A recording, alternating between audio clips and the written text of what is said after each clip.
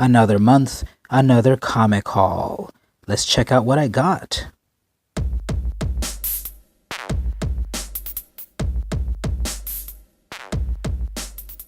Hey everyone, it's vmcampos, comic book fan.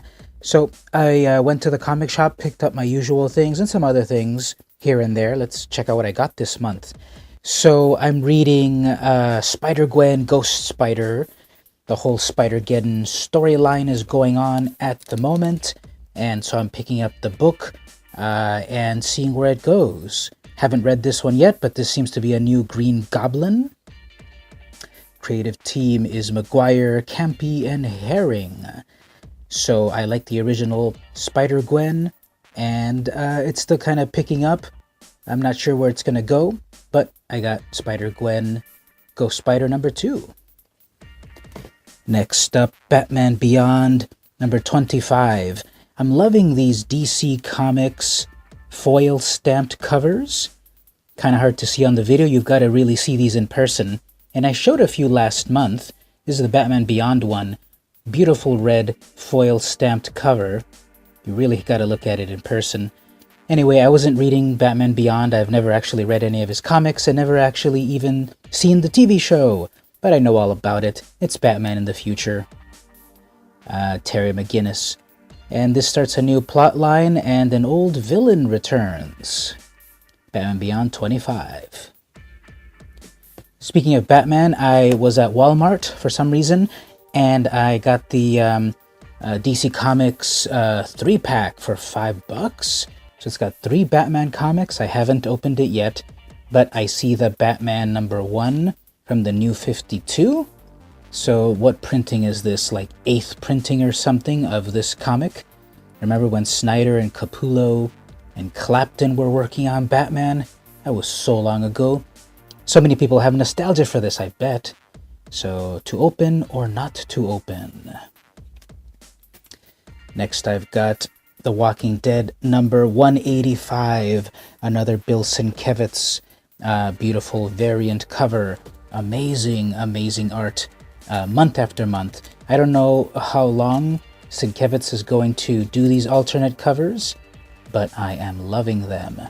Now, what's really cool also, this book is $3.99 and it has 2 stories. A Walking Dead story, and then you flip it over and it's got a preview of Station Zero or something. I haven't read either of the stories yet, but this cover is all you need to know. The conclusion of Modern Fantasy number 4 from Dark Horse Comics. This is by Rafer Roberts and Christian Goodsnuck. Very funny, lighthearted comic about Willow of the Riverlands and her team in this fantasy world battling this ultimate evil while also going to work and, you know, dealing with parents and stuff and boyfriends. So it's a mixture of fantasy taking place in the modern world, modern fantasy. 4 issues, final issue, pretty fun. I hope to go with, season 2 or volume 2 or scroll 2, whatever you want to call it. Brand new from Image is Middle West. This seems to be picking up some steam. It's going into second print. This is the first print. This is by Scotty Young, Jorge Corona, Jean-Francois Bellew, and Nate Picos. So I didn't know anything about it. I judged a book by its cover, and my judgment was good. I saw this cover, this kid, what's up with this broken heart? What's up with this amazing looking evil wind and this fox? So I have read the story. It's pretty heartbreaking, literally. There's a lot of realism to it. With the relationship between the kid Abel and his dad, and then there's this fantasy element. So Young wrote it, and Corona drew it, and I recommend it. It's an interesting book. Issue number 1 just came out. If you can't get it, second print is coming out. Middle West. I got The Seeds number 1 and number 2. This is another one. I didn't know anything about it, but I got it for 2 reasons. This really interesting cover. It looks like some sort of medical textbook sort of thing, or anthropology textbook. And this bee in the maze, it's interesting. The other reason I got it was Ann Nocenti, or Nocenti, not sure how her name is pronounced, Ann Nocenti. Hers is a name that I remember from 30 years ago when I read the Web of Spider-Man storyline, Life in the Mad Dog Ward. That was basically what if Spider-Man accidentally ended up in an insane asylum and he didn't believe he was Spider-Man or Peter Parker and no one else believed him. So Nocenti wrote that 30 years ago. And here is a new story by Nocenti and the artist David Aha.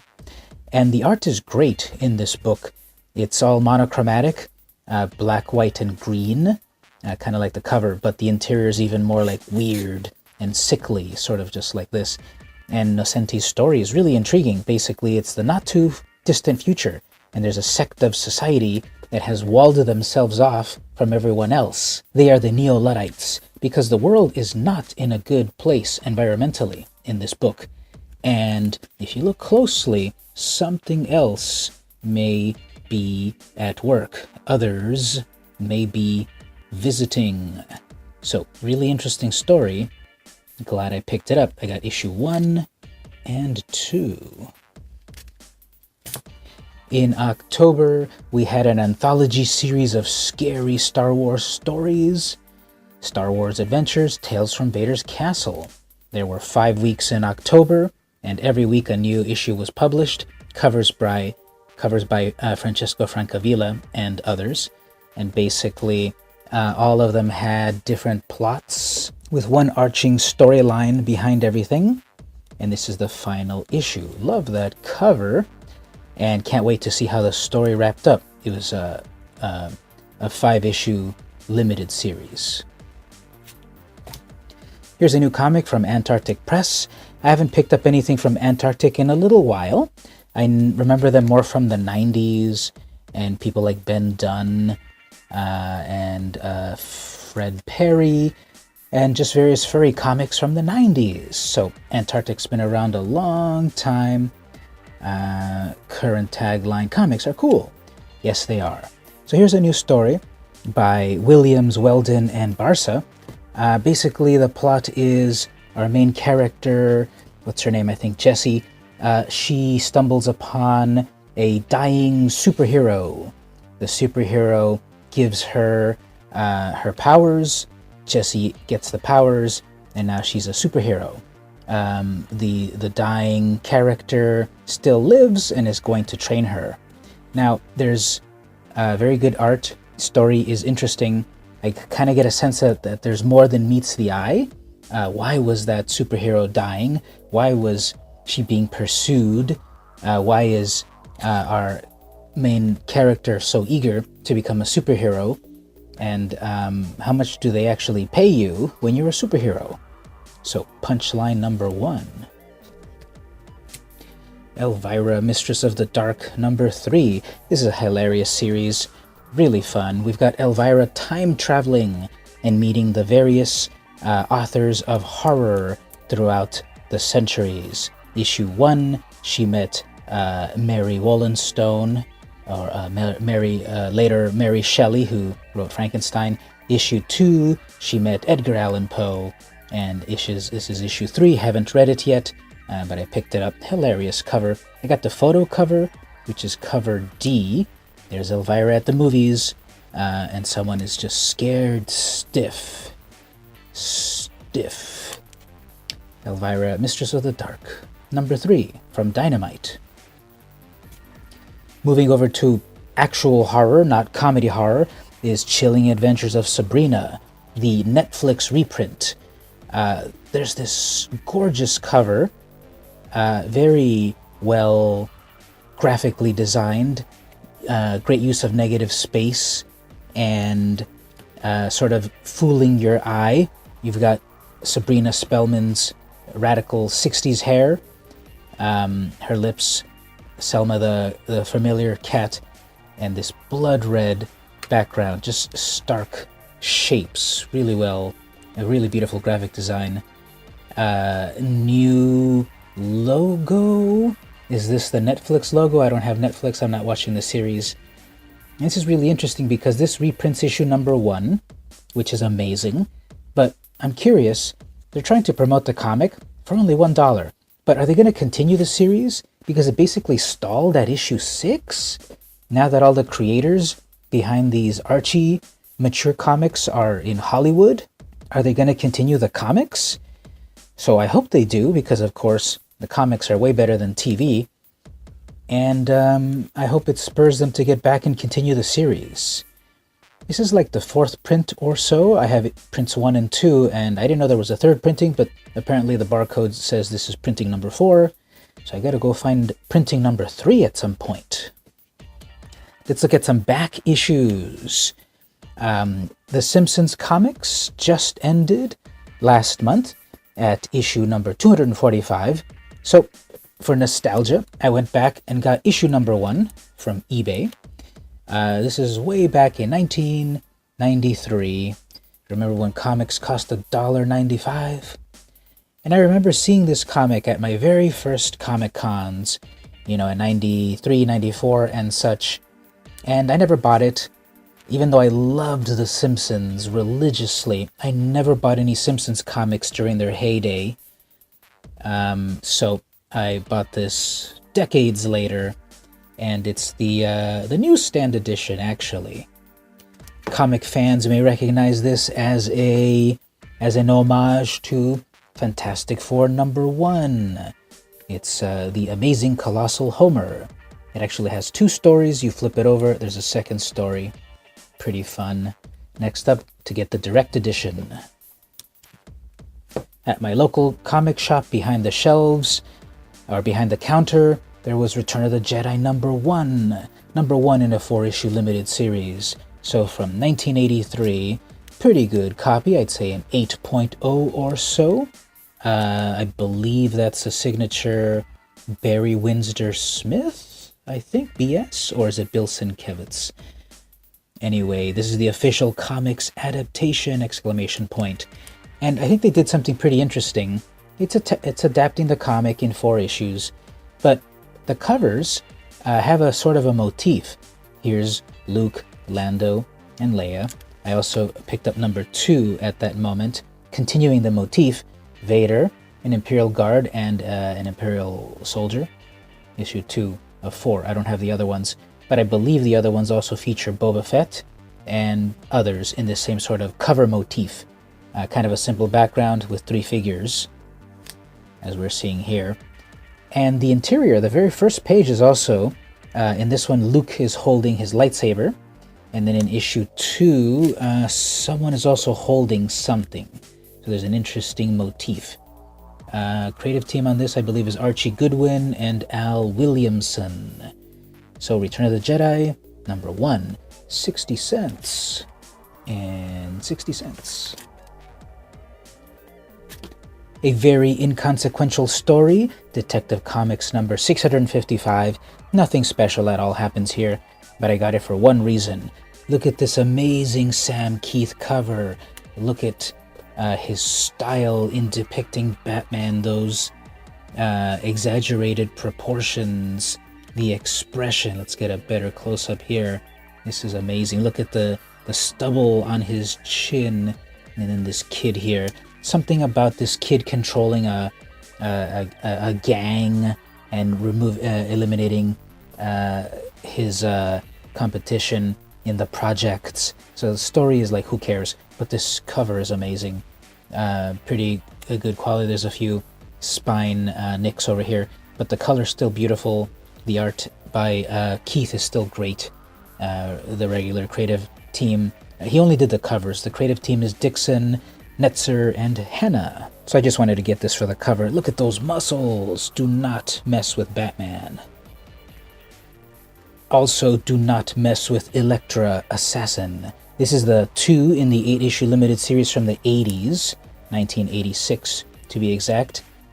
Story by Frank Miller, art by Bill Sienkiewicz. Beautiful painted art.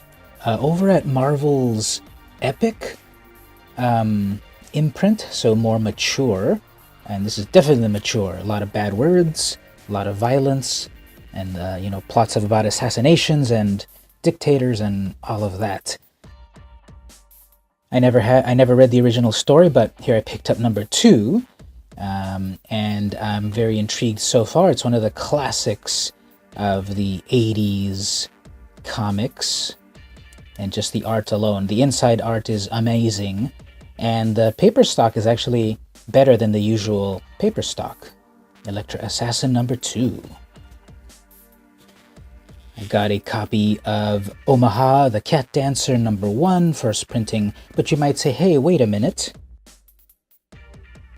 Didn't he show off his copy of Omaha The Cat Dancer first printing last month? Why, yes, I did.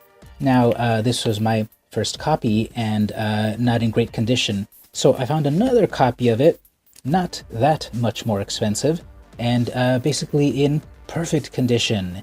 And it is the $1.60 first print. So just some classic, independent, underground, black and white furry comics to add to my collection. Next up, the $1.75 version, and then the Fantagraphics reprints. And lastly, for this month's haul is Critters number 50, the most famous classic furry anthology. This was the last issue of the series from 1989. Wonderful Ken Macklin cover. I always liked his stuff. Look at this dynamic action. And look at these creators contributing to the final issue. Sergio Aragonés, Stephen DeFestano, Jim Engel, Tim Fuller, Doug Gray, Mike Kazela, Ken Macklin, Ty Templeton, Scott Shaw, Stan Sakai, Steve Purcell, amazing! Plus a couple of special surprises involving a dancing horse and a superpowered bunny rabbit. So this was issue number 50, $4.95 in 1989 dollars. This was tremendously expensive when comparable comics at Marvel or DC were 75 cents or $1 or so.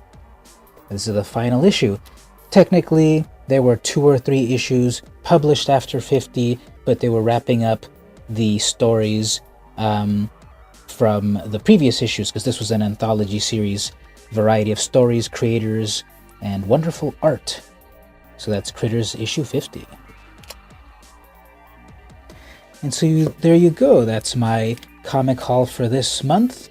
I got a bunch of different comics, just some back issues here and there for nostalgia and the personal collection, and then other issues, something new to read, something interesting or out of the ordinary, plus things that I would read on the regular basis, covers that really stood out, and just continuing with the comics hobby. It's one of my favorite things.